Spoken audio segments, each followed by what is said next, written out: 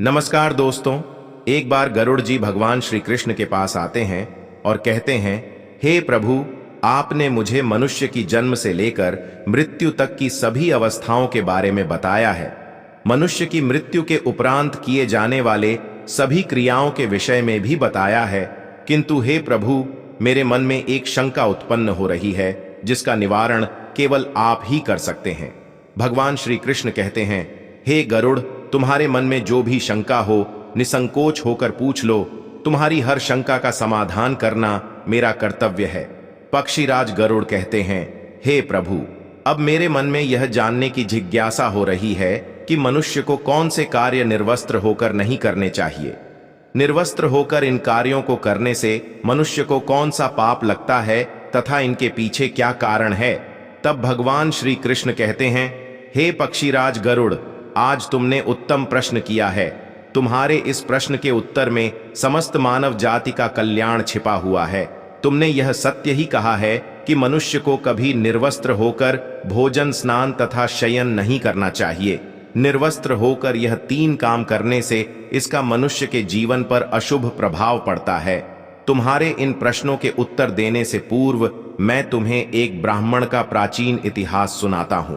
इस प्राचीन कथा के माध्यम से तुम्हें तुम्हारे सभी प्रश्नों के उत्तर प्राप्त हो जाएंगे। इसीलिए तुम इस कथा को ध्यान से अवश्य सुनो। इस कथा को सुनने मात्र से ही मनुष्य के पापों का नाश होता है। गरुड़ जी कहते हैं, हे प्रभु, आपके मुख से इस कथा को सुनना मेरा सौभाग्य है। कृपया आप मुझसे वह कथा कहिए। मैं इसे ध्यान से पूरा सुनूंगा और तीनों लोकों में इसका प्रचार करूंगा।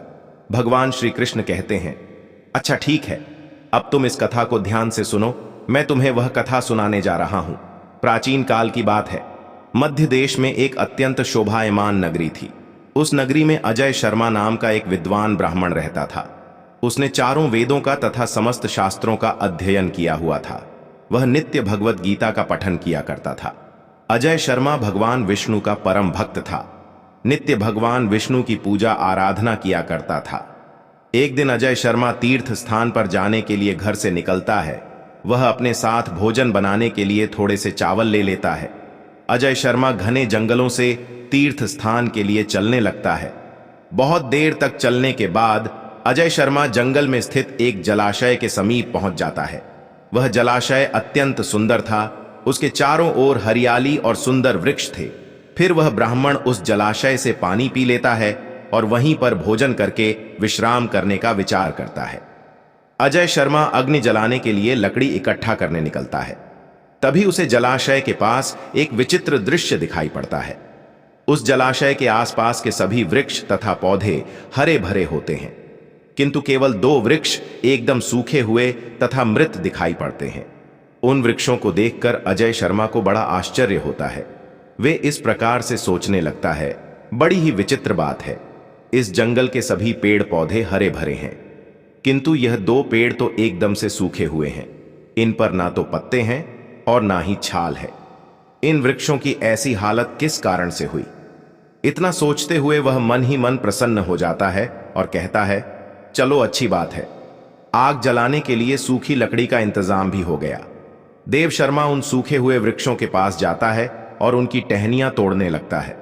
तो अचानक उन वृक्षों से एक आवाज आती है, रुक जाओ ब्राह्मण, रुक जाओ, यह क्या अनिष्ट कार्य कर रहे हो? उस आवाज को सुनकर अजय शर्मा चौंक जाता है और इधर उधर देखने लगता है और कहता है, कौन है? कौन आवाज दे रहा है? यहां पर तो मुझे कोई नहीं दिखाई पड़ रहा है। तुम जो कोई भी हो, सामने आकर बात करो। फिर से एक बार आवाज आती है, हे ब्राह्मण देवता, हम तुम्हारे सामने ही हैं, आप ही हमें देख नहीं पा रहे हैं। अजय शर्मा कहता है, हे भाई, तुम कौन हो और मेरे सामने कहां पर खड़े हो? मुझे तो कुछ भी दिखाई नहीं पड़ रहा है। फिर से वह आवाज आती है, हे ब्राह्मण देवता, आप जिस वृक्ष की टहनी तोड़ रहे हैं, मैं वही वृक्ष बात कर रहा हूं, किंतु आप मुझे पहचान नहीं पा रहे हो। अजय शर्मा ब्राह्मण घबरा जाता है और इधर उधर देखने लगता है तो उसकी दृष्टि उन दो पेड़ों पर पड़ती है। वह देखता है कि वे पेड़ मनुष्य की वाणी में बात कर रहे हैं। इस विचित्र घटना को देखकर अजय शर्मा को बड़ा आश्चर्य हो जाता है। वह कहने लगता है, बड़ी ही विचित्र बात है, यह मृत पेड़ तो मनुष्यों की वाणी में बात कर रहे हैं। यह प्रभु की कैसी विचित्र लीला है। देव शर्मा उन मृत वृक्षों से कहने लगता है, हे वृक्षों, तुम कौन हो और तुम मनुष्य की वाणी में कैसे बात कर रहे हो, और तुम्हें वृक्षों का शरीर कैसे मिला? तुम्हारे समीप इतना बड़ा जलाशय होने के बावजूद भी तुम सूखे हुए हो और बाकी सभी पेड़ पौधे हरे भरे हैं। आखिर ऐसा कैसे संभव है? अजय शर्मा की बात सुनकर वह पेड़ बोलने लगता है, हे ब्राह्मण देवता, हमारी ऐसी दशा हमारे कर्मों के कारण ही हुई है। हमने पिछले जन्म में जो पाप किए थे उसी का फल भुगत रहे हैं। देव शर्मा कहता है, हे वृक्ष, कृपा करके आप मुझे आपके पिछले जन्म का वृतांत सुनाइए। तब वह वृक्ष बोलने लगता है, हे ब्राह्मण देवता, अब हम आपको हमारे पिछले जन्म का वृतांत सुनाते हैं। पूर्व काल में मैं धनेश्वर नाम का वैश्य था और यह मेरी पत्नी दुर्मति थी। हम दोनों ही कांचीपुर में रहते थे। मेरा स्वभाव अत्यंत दुष्ट और क्रूर था। मैं लोगों को ब्याज देकर धन कमाया करता था। मेरी पत्नी भी अत्यंत क्रूर और दुष्ट स्वभाव की थी। उसने कभी अपने द्वार पर आए अतिथियों का सम्मान नहीं किया। हमने कभी दान धर्म भी नहीं किया। सदैव ही दीन और गरीब लोगों को सताया करते थे। उस समय हमारी कोई संतान नहीं थी। हम दोनों ही संतान सुख प्राप्ति के लिए भोग विलास किया करते थे। हम निर्वस्त्र होकर स्नान किया करते थे और निर्वस्त्र होकर ही शयन किया करते थे। अनेक वर्षों तक भोग विलास करने पर भी हमें संतान सुख प्राप्त नहीं हुआ। मैंने कभी अपने पूर्वजों के लिए श्राद्ध नहीं किया, कभी तर्पण नहीं किया, उनके लिए कभी दान धर्म भी नहीं किया, जिस कारण से मेरे सभी पूर्वज रुष्ट हो गए।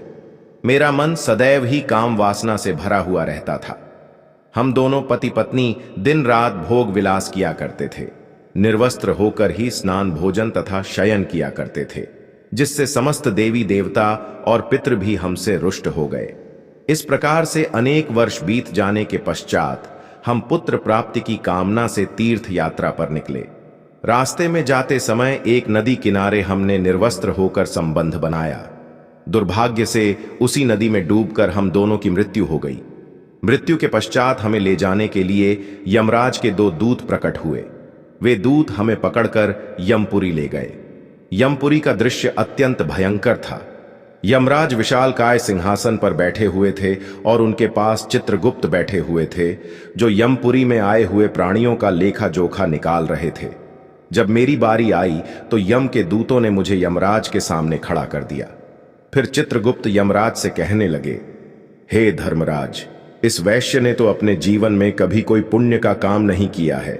इसने अपने पूर्वजों का सदैव ही अनादर किया है। इसने सदैव ही निर्वस्त्र होकर स्नान भोजन तथा शयन किया है। इसीलिए यह केवल नरक जाने के ही योग्य है। इस प्रकार से चित्रगुप्त ने मेरे कर्मों का लेखा जोखा यमराज को बताया। यमराज मुझे देखकर कहने लगे, अरे दुष्ट, तूने तो कभी कोई पुण्य के काम नहीं किए हैं। तूने सदैव ही निर्वस्त्र होकर स्नान करके वरुण देवता का अपमान किया है। निर्वस्त्र शयन करके तूने अपने पूर्वजों को अपमानित किया है तथा निर्वस्त्र भोजन करके तूने अन्न का भी अपमान किया है। इसीलिए तुझे नरक में ही डाल दिया जाएगा। इस प्रकार से यमराज ने अपने दूतों को आज्ञा देकर मुझे नरक में डाल दिया। मेरे पश्चात मेरी पत्नी को यमराज के सामने लाकर खड़ा किया गया। उसे देखकर चित्रगुप्त ने कहा, हे धर्मराज, इस पापी स्त्री ने भी अपने पति की तरह कोई पुण्य का काम नहीं किया है। इसने भी निर्वस्त्र होकर ही स्नान भोजन तथा शयन किया है। इसने समस्त देवी देवताओं और पितरों का अपमान किया है, अतः यह भी नरक जाने के ही योग्य है। इस प्रकार से यमराज ने हमारे पाप कर्मों को देखते हुए हम दोनों को ही नरक में डाल दिया। नरक में सजा भुगतने के पश्चात हमें वृक्ष का शरीर प्राप्त हुआ। जैसे जैसे हम बड़े हुए, हमारे सारे पत्ते भी गिर गए और हमारी छाल भी नष्ट हो गई। निर्वस्त्र कार्य करने के कारण इस जन्म में वृक्ष के रूप में हमारा वृक्ष रूपी शरीर भी नग्न हो गया और हम कष्ट भुगत रहे हैं। हे विप्रवर, कृपा करके हमें इस कष्ट से मुक्ति दिलाने के लिए कोई उपाय कीजिए। इस प्रकार से उन दोनों की बात सुनकर अजय शर्मा को उन पर बड़ी दया आ गई। अजय शर्मा उसी स्थान पर बैठकर भगवान विष्णु की प्रार्थना करने लगा और वृक्ष बने उस वैश्य और उसकी पत्नी की मुक्ति की कामना करने लगा।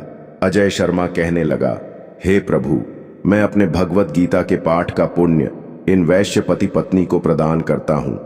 कृपा करके आप इन दोनों को मुक्ति प्रदान कीजिए।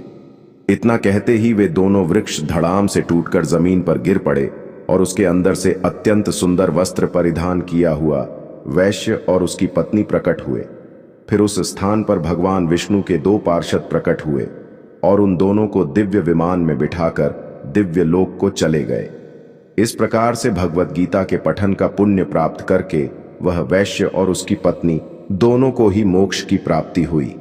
भगवान श्री कृष्ण कहते हैं, हे पक्षीराज, मनुष्य को कभी भी निर्वस्त्र होकर भोजन, शयन और स्नान नहीं करना चाहिए। निर्वस्त्र स्नान करने से जल के देवता वरुण का अपमान होता है। निर्वस्त्र भोजन करने से अन्न की देवी मां अन्नपूर्णा का अपमान होता है और निर्वस्त्र शयन करने से समस्त पितृगण रुष्ट हो जाते हैं। इसीलिए मनुष्य को निर्वस्त्र होकर यह 3 काम नहीं करने चाहिए। तो दोस्तों, इस प्रकार से भगवान श्री कृष्ण ने गरुड़ जी को महत्वपूर्ण ज्ञान दिया है। आपको यह कथा कैसी लगी? कमेंट करके अवश्य बताएं। जानकारी अच्छी लगी तो वीडियो को लाइक जरूर करें और कमेंट में जय श्री कृष्ण अवश्य लिखें। साथ ही चैनल को सब्सक्राइब करें। आप सभी का धन्यवाद।